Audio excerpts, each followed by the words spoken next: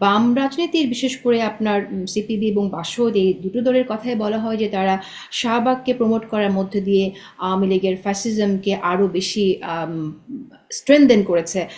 এবং শুধু তাই না, এবং বামপন্থার সাথে এক ধরনের ইসলাম বিদ্বেষ আছে। আপনি কি একটু বলবেন যে আপনাদের দল সম্পর্কে এই ফ্রেমিংটা কেন হয়েছে? এটা একটা পরিকল্পিত ফ্রেমিং। আপনি খেয়াল করে দেখুন যে আমরা 2014 সালের যে আওয়ামী লীগ যে নির্বাচনটা করলো, সেই নির্বাচনে কিন্তু বাসদ এবং সিপিবি আমরা অংশগ্রহণ করি নাই। এবং আমরা বলেছিলাম যে কিভাবে একটা নির্বাচনী প্রক্রিয়াকে তারা আওয়ামী লীগ ধ্বংস করলো। 2018 সালে আওয়ামী লীগ যে নির্বাচনটা করলো, সেই নির্বাচনটা 30শে ডিসেম্বর নির্বাচন হলো। আমরা 1লা জানুয়ারি মুখে কালো পতাকা বেঁধে, মানে কাপড় বেঁধে প্রেস ক্লাবে দাঁড়ালাম যে কিভাবে একটা নির্বাচনকে ধ্বংস করে দেওয়া হলো।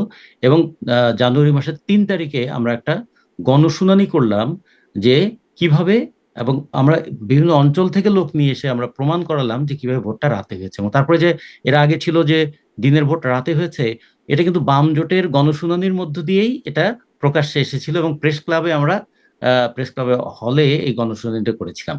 2024 সালে কিন্তু আমরা আমাদের দলের পত্রিকাতেই লিখলাম যে যেটা আমি এবং ডামির নির্বাচনটা হচ্ছে।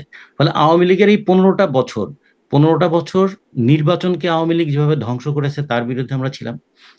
এই আওয়ামী লীগ যখন রামপাল বিদ্যুৎ কেন্দ্র করতে করেছিল, তখন তার বিরুদ্ধে সবচেয়ে বেশি প্রতিবাদী ছিলাম তো আমরাই।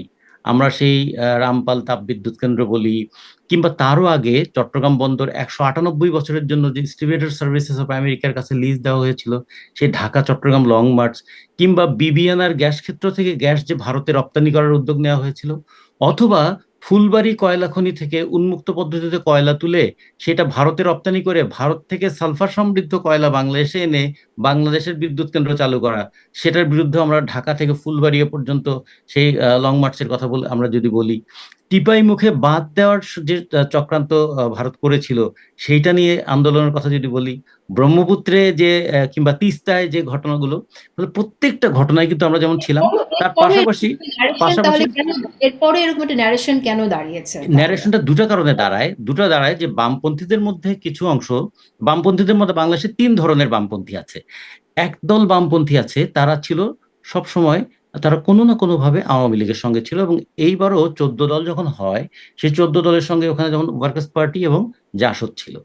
আচ্ছা, বামপন্থীদের আর একটা অংশ, তারা কিন্তু দীর্ঘ সময় ধরে আবার বিএনপির সঙ্গে ছিল। কারণ আওয়ামী লীগের দ্বারা নির্যাতিত হওয়ার কারণে তারা আবার চলে গিয়েছিল বিএনপির দিকে।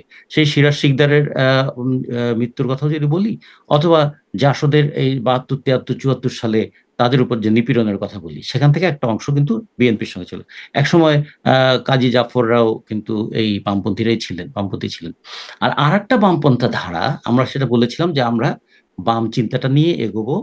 কিন্তু বামপন্থীদের একটা অংশ যেহেতু আওয়ামী লীগের সঙ্গে ছিল, বামপন্থীদের আরেকটা অংশ যেহেতু বিএনপির সঙ্গে ছিল, ফলে আমাদের সম্পর্কে এরকম একটা ধারণা সবসময় একটা কনফিউশন তৈরি করার চেষ্টা করেছে। কিন্তু আমরা অন্তত বাসদ এই জায়গাটা সবসময় মেনটেন করার চেষ্টা করেছি যে আওয়ামী লীগের সঙ্গে থেকে গণতন্ত্র প্রতিষ্ঠার সংগ্রাম করা যায় না।